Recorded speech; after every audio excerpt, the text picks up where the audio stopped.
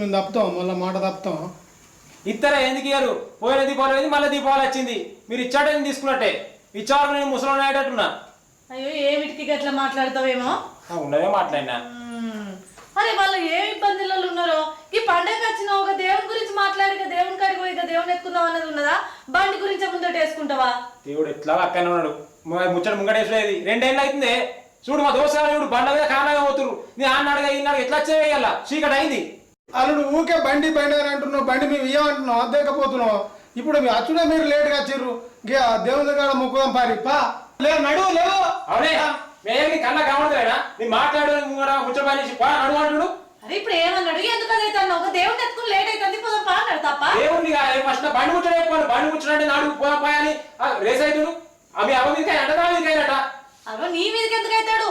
దేవుని ఎత్తుకుని లేట్ అయింది కదా అని అమ్మతో మాట్లాడతాడు. ముచ్చట చెప్పి నేను బండి ముచ్చట అడిగింది నేను.